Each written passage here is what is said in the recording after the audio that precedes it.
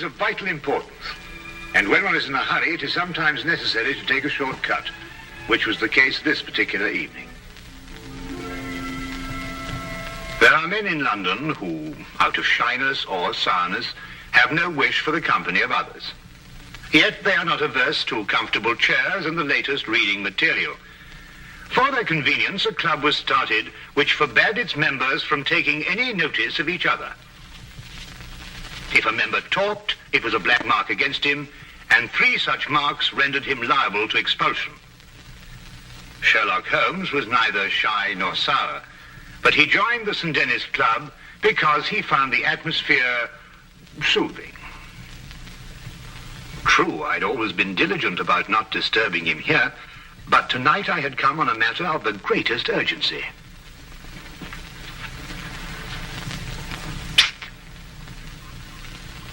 I beg your pardon? Oh, excuse me.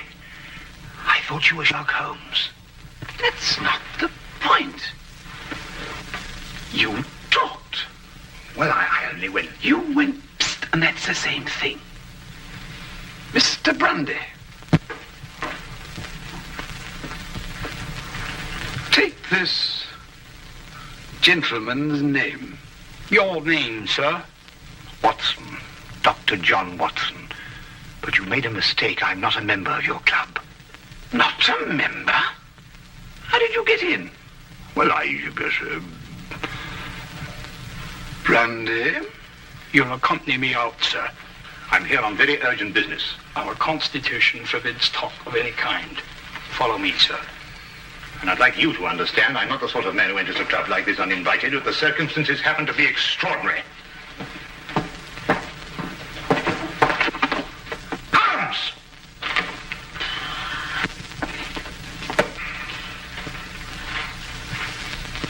I must ask you, sir, not to attempt to...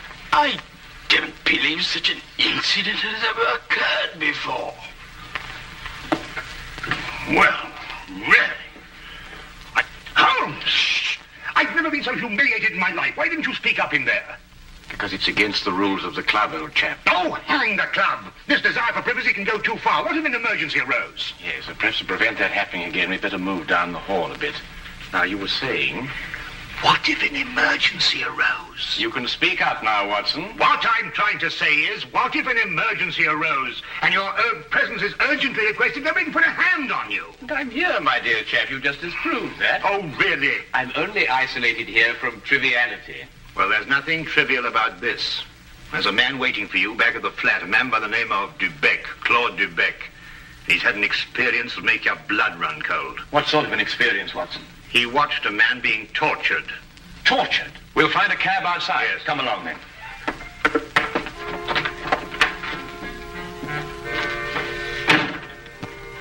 Once outside, we immediately hailed a cab, and I began to tell Holmes what I knew of the case. Holmes sat in silence as we rode, and I knew that my explanations had done nothing more than rouse his interest in talking to Mr. Dubec. Perhaps it was a nightmare. I'm no longer sure. But I saw a man being tortured, starved to death. I was powerless to help. Here, drink this. It'll do you good. Thank you.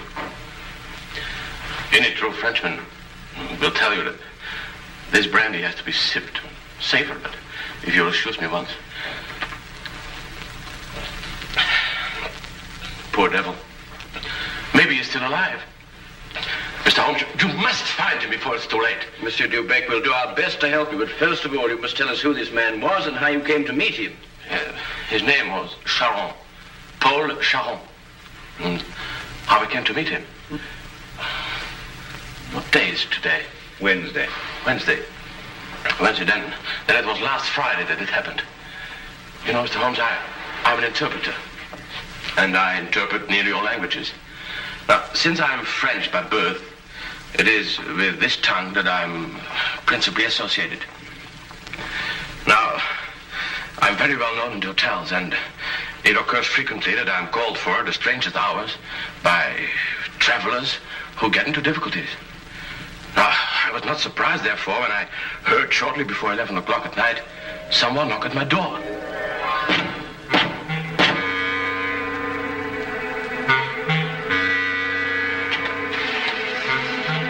Mr. Beck? I'm he. My name is Latimer, Harold Latimer. Forgive me for calling at such a late hour, but the man at the hotel said it would be all right. Oh, you need an interpreter? Yes. You do speak French, don't you? No, with the greatest of pleasure. What's your problem? Well, you see, someone from France came to see me on business. As it turned out, he speaks only French. And I, of course, can't even read the label on a bottle of wine. Oh, that's a pity. He's leaving tomorrow, and it's imperative that we settle our business tonight. I realize this is an imposition at this late hour. An interpreter and a doctor are the same in this respect. His hours are whenever he is required. Now, just a moment, I'll get my hat coat.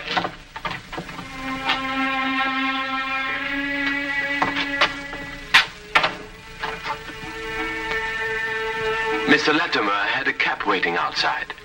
I didn't think to give it more than a passing glance. However, there was a strange atmosphere as I entered. One can sense such things.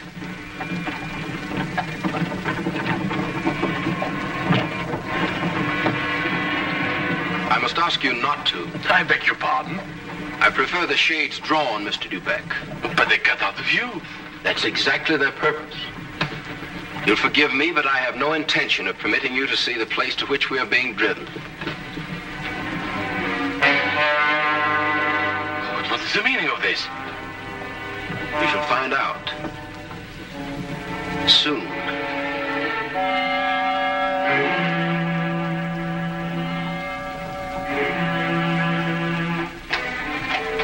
For nearly 2 hours we drove without my having the least idea where we were going. All the time I sat in silence, wondering what on earth could be this man's reason for kidnapping me. Whatever it might be, there was no possible use in my resisting.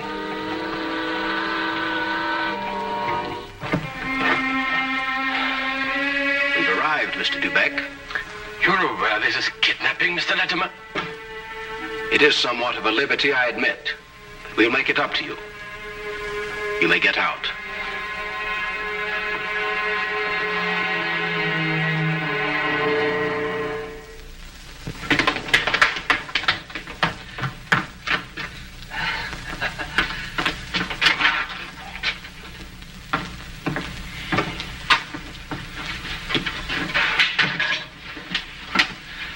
Is this Mr. Dubeck, Harold? Yes. Well done, well done. No ill feelings, Mr. Dubeck, I hope, but we couldn't get on without you. Now, what do you want of me? Only to ask a few questions of a French gentleman, and let us have the answers. If you deal fair with us, you'll not regret it. But if you try any tricks, you'll wish you hadn't been born. You follow me?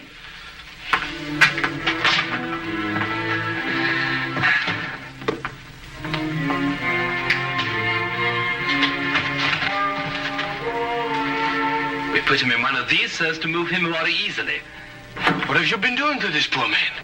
That is no concern of yours.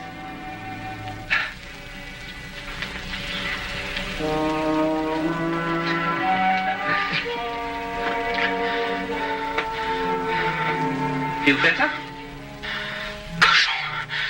Salaud bandit. You don't have to understand French to know that is not a compliment. But no matter. Ask him if he's prepared to sign the papers. For your own good, be quick about it. Acceptez-vous de signer les papiers? Jamais. Never. Tell him he is doing her no service. Vous ne lui êtes d'aucune aide. Laissez-moi lui entendre dire. He says, let me hear her say so. Tell him he'll go free if he signs. Signez et vous serez libéré. C'est alors que je ne serai plus jamais libre. He says, then he will never go free. Then he knows what awaits him. Translate that. Vous savez à quelles conséquences vous vous exposez? Peu m'importe. He says he doesn't care. Stop it! It is only the beginning if he persists in being stubborn. Now let us try again and see if we can get better results. I was horrified at having to be a part of an affair like this, and even though I was only the interpreter, I felt guilty at not being able to give him any help. What could I do with Latimer on one side and Judd on the other, giggling with each question? Again and again, I asked him in different ways whether he would give in and sign the document. Again and again, I got the same reply. But soon, a thought came to me. I took to adding little sentences of my own to each question. Innocent ones at first, to see if I could get away with it. When our companion showed no sign of catching on, I played a more dangerous game.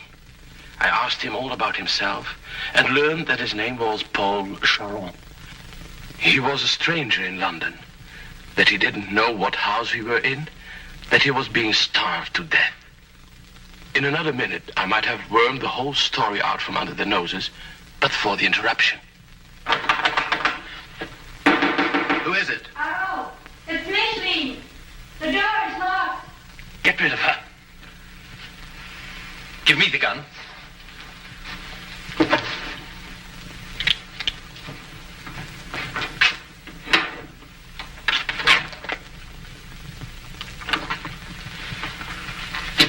Micheline, dear, I thought you went to bed hours ago.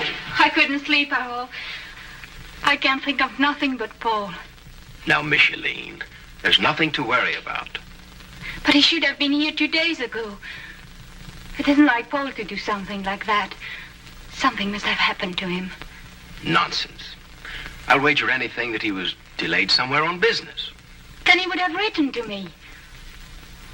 If I don't hear from him by tomorrow, I will go to the police. Micheline! Paul! He's in there! Micheline, what's the matter with you? Have you taken leave of your senses? But it was Paul's fault. It was nothing of the kind. But I did. I heard. Would I lie to you? If Paul were in there, wouldn't I tell you? Judd is in there. Judd. That's all. Oh, well, I don't know what's happening to me. Now, darling, it's only a case of nerves. You'll be all right after a good night's rest. But it never happened like that before. You've probably never been under such a stress. But it's foolish. If something happened to Paul, you would have heard about it by now. The fact that you haven't is proof enough that all is well. You're probably right. Of course I am. I'll take you back upstairs.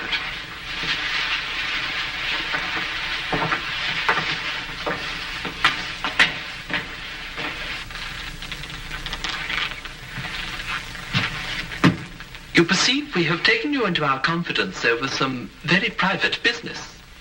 Shameful business.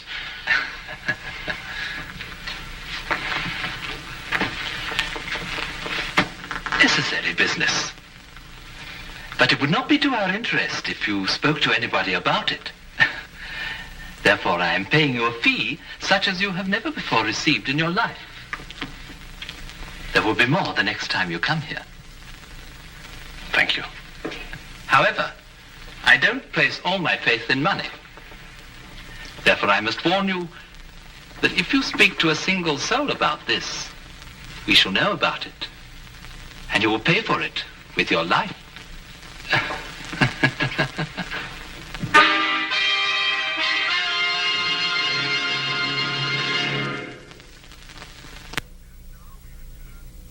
And now we return to the case of the French interpreter. This man, this evil man, escorted me back to the carriage and took his place opposite me. We drove for about half an hour, and the shades were drawn as before. Then we came to a stop, and he ordered me out. I walked for a mile or so, and then I found myself at Wadsworth Common, and there took a train to Victoria Station. I see. And there, I presume, your adventure ended. Yes. Now, I should have gone to the police right away, but I feared for the man's life. Now, Mr. Holmes, someone told me that you worked with a complete discretion. Oh, you can be assured of that. Mr. Holmes, would you please try to find him? I'll try, but you must realize that my success depends almost entirely on your memory.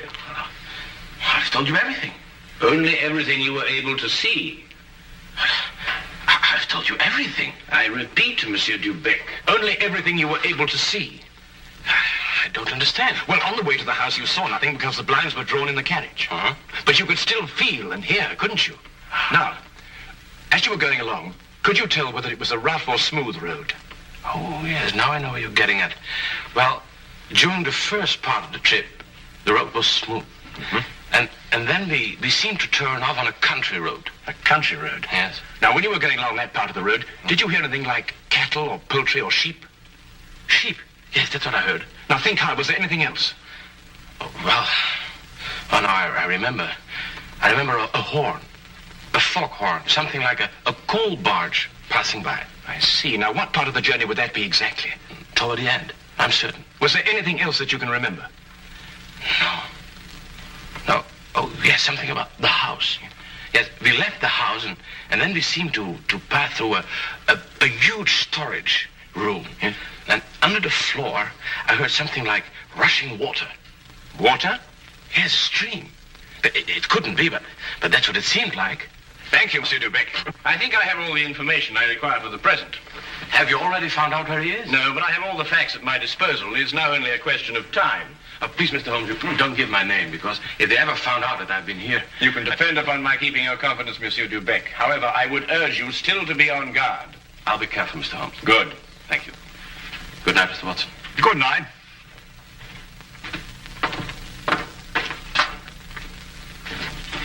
Good night, sir.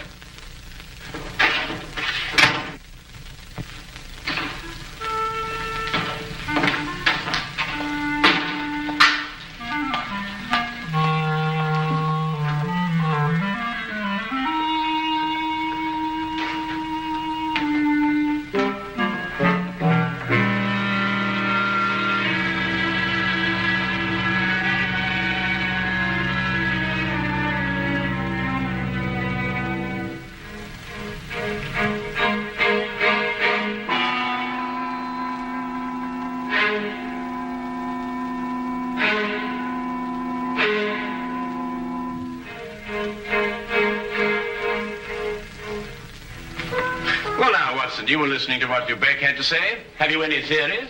In a vague sort of way, yes. Well, let's hear it then. Well, it seemed to me that this young French girl had been carried off by this English chap, Latimer. Oh, but carried off from where? Well, from Paris, I suppose. Well, the young girl could speak English fairly well, but the young man couldn't speak a word of French. Inference, the young girl had been in England some time, but the young man hadn't been in France. Well, then we can presume she came over on a visit to England, and this man, Harold, persuaded her to run away with him.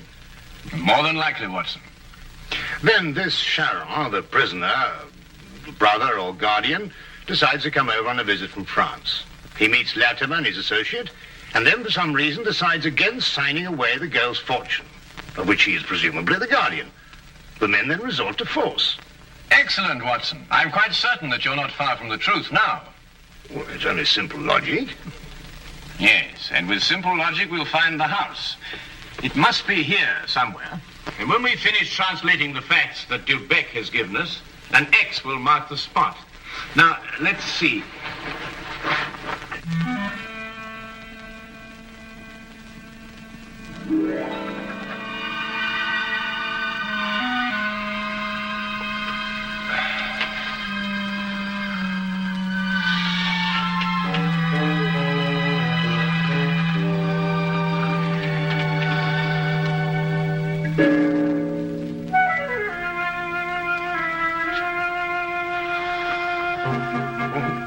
Doctor, I'm sorry to disturb you, Doctor. Would you mind getting your coat? We'll pick up Lestrade on the way. You found it? I believe so. Holmes, do you think we should try and get back in case we need an interpreter? Now, that's an excellent idea.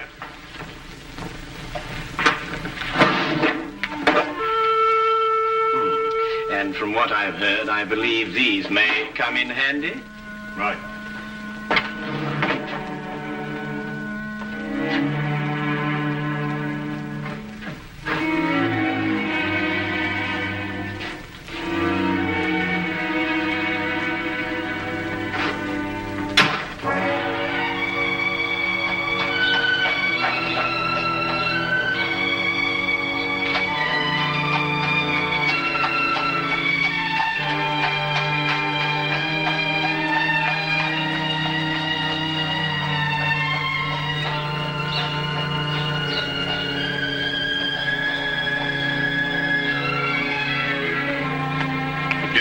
had his lodgings just across the river, and we decided to walk there.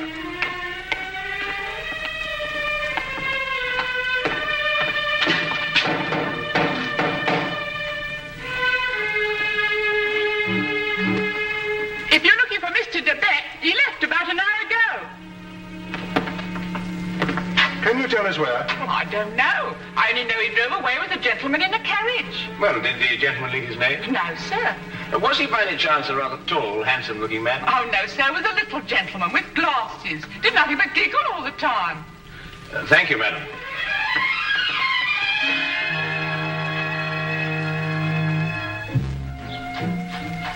Even the weather seemed to be against us, and as we found our cab and started on our way, it began to rain. According to Holmes's calculations, we had a considerable way to go, and we had to go fast if we were to be in time. London streets in the rain are a handicap to any carriage, so there's nothing for us to do but hope and wait.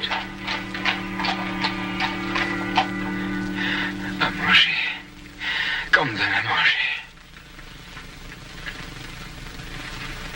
Does he still say no? He asked for food. Have mercy on that poor man. He will be fed the moment he's signed the papers. Tell him that. Signez, mon vieux, et un repas vous sera servi. Je n'en peux plus. Je signerai tout ce qu'on voudra, mais qu'on me donne à manger. He'll sign. At last.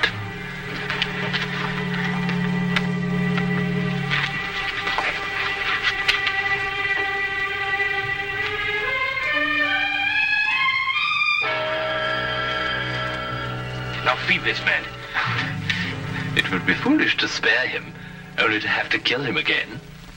Kill him? And you broke your promise. You spoke to Sherlock Holmes. That's not... That's true. There's no point in lying. But you couldn't tell him where we are. And even the famous Mr. Holmes could never deduce that.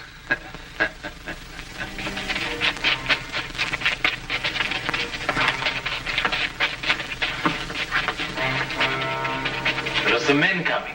Quick, open the trap.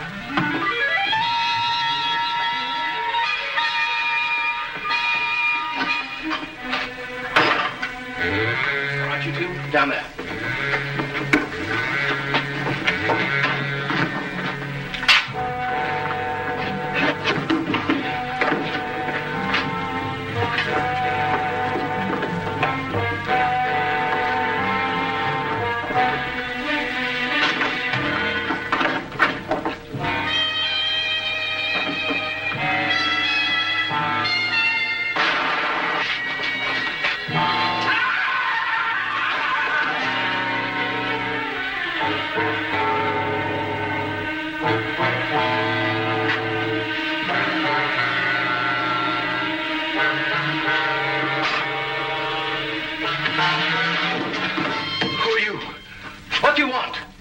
Does that answer your question?